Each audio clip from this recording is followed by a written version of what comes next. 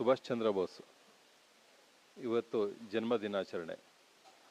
ನಮ್ಮದು ರಾಷ್ಟ್ರ ಭಾರತಿ ಟ್ರಸ್ಟಿನ ಅಧ್ಯಕ್ಷರಾಗಿದ್ದೀವಿ. ರಾಷ್ಟ್ರ ಭಾರತಿ ಟ್ರಸ್ಟ್ ಈ 5ನೇ ವರ್ಷ ಕಾರ್ಯಕ್ರಮ ನಡೆಸ್ತಾ ಇದ್ದೀವಿ. ಪ್ರಬಂಧ ಸ್ಪರ್ಧೆ ಆಗ್ಬೋದು, ಚರ್ಚಾ ಸ್ಪರ್ಧೆ ಆಗ್ಬೋದು, ಈ ಹಲವಾರು ಕಾರ್ಯಕ್ರಮಗಳ ಮುಖಾಂತರ ವಿದ್ಯಾರ್ಥಿಗಳಿಗೆ ಸುಭಾಷ್ ಚಂದ್ರ ಬೋಸ್ ಅವರ ಆದರ್ಶಗಳನ್ನ ತುಂಬ್ತಾ ಇದ್ದೀವಿ. ಯಾಕೆ ಅಂದರೆ ಸುಭಾಷ್ ಚಂದ್ರ ಬೋಸ್ ಅವರು ಮಾಡಿರೋಂಥ ದೂರದೃಷ್ಟಿ ಮನುಷ್ಯ. ಅವರು ನಮಗೆ ಸ್ವಾತಂತ್ರ್ಯಕ್ಕೆ ತುಂಬನೇ ಅನೇಕ ರೀತಿಯಲ್ಲಿ ನಮಗೆ ಸಹಕಾರ ಆಗಿದೆ. ನಮ್ಮ ದೇಶ ಇವತ್ತು ಪ್ರಥಮ ಬಾರಿಗೆ ಸ್ವತಂತ್ರ ಬಂದಿರಲಿಲ್ಲ. ಆವಾಗಲೇ ಕೂಡ ಅಂಡಮಾನ್ನಲ್ಲಿ ನಮ್ಮ ಬಾವುಟವನ್ನು ಧ್ವಜಾರೋಹಣ ಮಾಡಿ ಪ್ರಥಮ ಬಾರಿಗೆ ಧ್ವಜಾರೋಹಣ ಮಾಡಿದ್ರು. ಅಂಥ ಪ್ರಸಿದ್ಧವಾದ ವ್ಯಕ್ತಿ ಬಗೆಯಾಗಿ ಹೇಳೋದಕ್ಕೆ ತುಂಬನೇ ಇದೆ, ಹೇಳೋಕ್ಕೆ ಅಸಾಧ್ಯ. ಅಷ್ಟೊಂದು ದೂರದೃಷ್ಟಿ ಮನುಷ್ಯ ಅವರು. ಅವರ ಆದರ್ಶಗಳನ್ನ ಮೈಗೂಡಿಸ್ಬೇಕು, ವಿದ್ಯಾರ್ಥಿಗಳಿಗೆ, ಸಮಾಜಕ್ಕೆ, ಈ ದೇಶ ಉಳಿಸ್ಕೋಬೇಕು ಅನ್ನೋ ನಿಟ್ಟಿನಲ್ಲಿ ನಾವು ಈ ಕಾರ್ಯಕ್ರಮವನ್ನು ಮಾಡ್ತಾ ಇದ್ದೀವಿ. ಹಾಗೆ ಅನೇಕ ವಿದ್ಯಾರ್ಥಿಗಳು ಬಂದಿದ್ದಾರೆ. ವಿದ್ಯಾರ್ಥಿಗಳು ಎಲ್ಲ ಕಡೆ ರಾಜ್ಯ ಮಟ್ಟದ ಸ್ಪರ್ಧೆಯಾಗಿದೆ. ಇದು ರಾಜ್ಯ ಮಟ್ಟದ ಸ್ಪರ್ಧೆಯಲ್ಲಿ ಎಲ್ಲರೂ ಭಾಗವಹಿಸಿದ್ದಾರೆ. ಮತ್ತು ಇದರಿಂದ ನಮ್ಮಲ್ಲಿ ಬಂದಂಥ ವಿದ್ಯಾರ್ಥಿಗಳು ದೊಡ್ಡ ಸಾಧನೆ ಕೂಡ ಮಾಡಿದ್ದಾರೆ. ಎಲ್ರಿಗೂ ಶುಭವಾಗಲಿ ಅಂತ ಹೇಳಿ ಈ ಸಂದರ್ಭದಲ್ಲಿ ಮಾತಾಡೋದಕ್ಕೆ ಅವಕಾಶ ಮಾಡಿಕೊಟ್ಟಂತ ನಿಮ್ಮೆಲ್ರಿಗೂ ವಂದಿಸ್ತೀನಿ.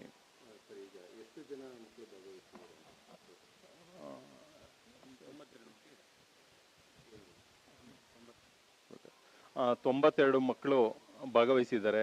ಎಲ್ಲ ರಾಜ್ಯದ ಮೂಲೆಯಿಂದನೂ ಬಂದು 92 ಮಕ್ಕಳುಗಳು ಭಾಗವಹಿಸಿ ಕಾರ್ಯಕ್ರಮದಲ್ಲಿ ಎಲ್ಲರೂ ಚರ್ಚಾ ಸ್ಪರ್ಧೆ ಆಗ್ಬೋದು, ಎಲ್ಲ ನಮ್ಮ ಕಾರ್ಯಕ್ರಮದಲ್ಲಿ ವಿಜೇತರಾದಂಥ ಮಕ್ಕಳಿಗೆ ನಗದು ಬಹುಮಾನ ಮತ್ತು ಪ್ರಶಸ್ತಿ ಪತ್ರ ವಿತರಣೆ ಮಾಡ್ತೀವಿ. ನಮ್ಮ ಹೆಸರು ಸಚ್ಚಿದಾನಂದ BT. 23/1897 ಜನನವಾದ ಸುಭಾಷ್ ಚಂದ್ರ ಬೋಸ್ ಅವರ ಜಯಂತಿಯನ್ನು 129ನೇ ವರ್ಷ ಜಯಂತಿಯಾಗಿ ಆಚರಣೆ ಮಾಡ್ತಾ ಇದ್ದೀವಿ ಇವತ್ತಿನ ದಿನ ನಾವು. ಅಂದರೆ ಭಾರತ ಸರ್ಕಾರ 2014ರಿಂದ ಸುಭಾಷ್ ಚಂದ್ರ ಬೋಸ್ ಅವರ ಜಯಂತಿಯನ್ನು ಪರಾಕ್ರಮ್ ದಿವಸ್ ಅಂತ ಹೇಳಿ ಕರೆದಿದ್ದಾರೆ. ಈ ಜಯಂತಿಯನ್ನು ಇಡೀ ಭಾರತದಾದ್ಯಂತ ಆಚರಣೆ ಮಾಡಬೇಕಾಗಿತ್ತು. ನಮ್ಮದು ಒಂದು ನತದೃಷ್ಟ ಏನಂತಂದರೆ ಸುಭಾಷ್ ಚಂದ್ರ ಬೋಸ್ ಅವರನ್ನೇ ಮರೆತಿರುವಂಥ ದಿನಗಳಾಗಿದೆ ನಮ್ಮಲ್ಲಿ. ಸುಭಾಷ್ ಚಂದ್ರ ಬೋಸ್ ಅವರ ಆದರ್ಶಗಳು ಏನಿದೆ, ಆದರ್ಶಗಳು ಪ್ರತಿಯೊಬ್ಬ ಮನುಷ್ಯನಿಗೂ ಸಹ ಪ್ರೇರಣೆಯಾದಂತಹ ಒಂದು ಪ್ರೇರೇಪಿಸಬೇಕಂತ ಒಂದು ಸುಸಂದರ್ಭ. ಅದು ಅವರನ್ನು ನೆನಪಿಸ್ಕೊಳ್ಳುವಂಥದ್ದು ಒಂದು ನಮ್ಮೆಲ್ಲರ ಕರ್ತವ್ಯ.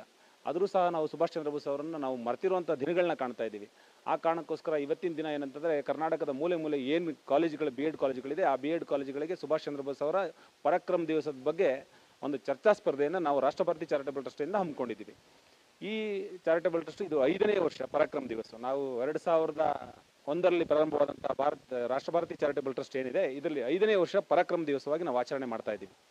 ಈ ಕಾರ್ಯಕ್ರಮದಲ್ಲಿ ಭಾಗವಹಿಸಿದಂಥ ಎಲ್ಲ ಸ್ಪರ್ಧೆಗಳಿಗೂ ನಾವು ಪ್ರಶಸ್ತಿ ಪತ್ರ ಮತ್ತು ಮೆಡಲನ್ನು ಕೊಡ್ತಾ ಇದ್ದೀವಿ.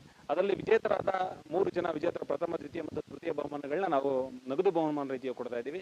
ಹಾಗೆ ವಿಶೇಷವಾಗಿಯೂ ಸಹ ಅದರಲ್ಲಿ ನಾವೇನಾದರೂ ಕಾಣಿಸಿದಂಥ ವಿಶೇಷವಾಗಿ ಬರೆದಂಥ 3 ಜನರು ಆದಮೇಲೆ ವಿಶೇಷವಾಗಿ ಬರೆದಂಥ ಅವ್ರಿಗೂ ಸಹ ನಾವು ನಗದು ಬಹುಮಾನವನ್ನು ಕೊಡಬೇಕು ಅಂತ ಅಂದ್ಕೊಂಡಿದ್ದೀವಿ. ನಾವು ಅಂದರೆ ಕೇವಲ ಸುಭಾಷ್ ಚಂದ್ರ ಬೋಸು ಯುವಕರಿಗೆ ಮಾತ್ರ ಪ್ರೇರೇಪಣೆ ಅಲ್ಲ, ಇತಿಹಾಸದಿಂದ ಇಲ್ಲಿವರೆಗೆ ನೋಡಿದಂಥ ಸಂದರ್ಭದಲ್ಲಿ ಎಲ್ಲ ರೀತಿಯಲ್ಲೂ ಮಾದರಿಯಾಗಿದ್ದಾರೆ. ಅವರ ಆದರ್ಶ ವ್ಯಕ್ತಿತ್ವ ಇದೆಯಲ್ಲ, ಆ ವ್ಯಕ್ತಿತ್ವ ಕೇವಲ ಯುವಕರಿಗೆ ಆದರ್ಶವಾಗದೇ ಜನಜೀವನದ ಏನು ವ್ಯವಸ್ಥೆ ಇದೆ ಆ ವ್ಯವಸ್ಥೆಗೂ ಸಹ ಸುಭಾಷ್ ಚಂದ್ರ ಬೋಸ್ ಅವರ ಅವಶ್ಯಕತೆ ಇದೆ. ಈ ಸುಭಾಷ್ ಚಂದ್ರ ಬೋಸ್ ಮಹತ್ವವನ್ನು ಭಾರತ ಸರ್ಕಾರ ನಮಗೆಲ್ಲ 2014ರಿಂದ ಇದರ ಬಗ್ಗೆ ಎಲ್ಲರಿಗೂ ತಿಳಿಯಪಡಿಸಿದೆ. ಆದರೆ ನಮಗೆ ಇವತ್ತಿನ ದಿನ ಏನಾಗ್ತಿದೆ, ಈ ಕಾರ್ಯಕ್ರಮದ ಅರಿವು ಸಾಮಾಜಿಕವಾಗಿ ಸಾರ್ವಜನಿಕರಿಗೆ ತಲುಪ್ತಿಲ್ಲ ಅನ್ನೋದೊಂದು ದೃಷ್ಟಿಯಿಂದ ನಾವು ಏನು ಮುಂದಿನ ಪೀಳಿಗೆಗೆ ಏನು ಟೀಚರ್ ಆಗಿ ಅಂದರೆ ಪ್ರಾಧ್ಯಾಪಕರಾಗಿ ಹೊರಡಬೇಕು ಅಂತ ಏನು ಅಂದ್ಕೊಂಡಿದ್ದಾರೆ BEd ಮಕ್ಕಳಿದ್ದಾರೆ, ಆ ಮಕ್ಕಳಿಂದ ನಾವು ಚರ್ಚಾ ಸ್ಪರ್ಧೆನ ಏರ್ಪಡಿಸಿ ರಾಷ್ಟ್ರಭಕ್ತಿನ ಅವರಿಂದ ಬೆಳೆಸಿ ಸುಭಾಷ್ ಚಂದ್ರ ಬೋಸ್ ಅವರ ಮಹತ್ವವನ್ನು ಅದರಿಂದ ತಿಳಿಸಿ ಸಮಾಜಕ್ಕೆ ಅವ್ರ ಮುಖಾಂತರ ಮಾಡೋಣ ಅನ್ನೋ ಒಂದು ಸಣ್ಣ ಪ್ರಯತ್ನದಿಂದ ಈ ಚರ್ಚಾ ಸ್ಪರ್ಧೆಯನ್ನು ಏರ್ಪಡಿಸ್ಕೊಂಡಿದ್ದೀವಿ. ರುದ್ರಮೂರ್ತಿ ಅಂತ ಹೇಳಿ ರಾಷ್ಟ್ರ ಭಾರತಿ ಚಾರಿಟಬಲ್ ಟ್ರಸ್ಟ್ನ ಖಜಾಂಚಿ. ಮಾಜಿ ನಿವೃತ್ತ ಸೈನಿಕರು ನನಗೆ ಟ್ರಸ್ಟ್ ಮೂಲಕ ನನಗೆ ಆಹ್ವಾನ ಬಂದಾಗ ಮಾತಾಡಲಿಕ್ಕೆ ಅಂತ ಹೇಳಿ ನನಗೊಂದು ಅದು ಸೌಭಾಗ್ಯ. ಯಾಕೆ ಅಂದರೆ ಈ ಮಾಜಿ ನಿವೃತ್ತ ಸೈನಿಕನಾಗಿ ಅವತ್ತೇ ಅವರು ಇಂಡಿಯನ್ ನ್ಯಾಷನಲ್ ಆರ್ಮಿ ಸ್ಥಾಪನೆ ಮಾಡಿದಂಥವ್ರು.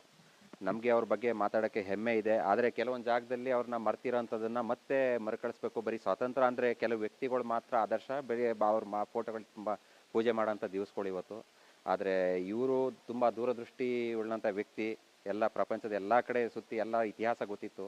ಹಾಗಾಗಿ ಇವರ ಒಂದು ಆದರ್ಶಗಳು ವ್ಯಕ್ತಿ ನಮ್ಮ ಮುಂದೆ ಇಲ್ಲ, ಆದರೆ ಆ ವ್ಯಕ್ತಿ ಆದರ್ಶಗಳು ನಮ್ಗೆ ಯಾವತ್ತೂ ಪಾಲನೆ ಮಾಡಬೇಕು. ಇದನ್ನು ಈ ನಿಮ್ಮ ಮಾಧ್ಯಮದ ಮುಖಾಂತರ ನಾನು ಸರ್ಕಾರಕ್ಕೂ ಕೂಡ ತಿಳಿಸೋದಷ್ಟೇ, ಎಲ್ಲರ ಒಂದು ಪ್ರಮುಖ ಸ್ವಾತಂತ್ರ್ಯ ಹೋರಾಟಗಾರನ ಯಾವ ರೀತಿ ನೀವು ಆಚರಣೆ ಮಾಡ್ತೀರಿ, ಇವರು ಅಷ್ಟೇ ನಮ್ಮ ದೇಶಕ್ಕೋಸ್ಕರ ಇವರು ನಮಗೆ ಪ್ರಾಣ ಕೊಟ್ಟವ್ರು, ಇವ್ರನ್ನೂ ಕೂಡ ನಾವು ಆಚರಣೆ ಮಾಡಬೇಕು ಅಂತ ನಿಮ್ಮ ಮಾಧ್ಯಮದ ಮೂಲಕ ತಿಳಿಸ್ತೀನಿ.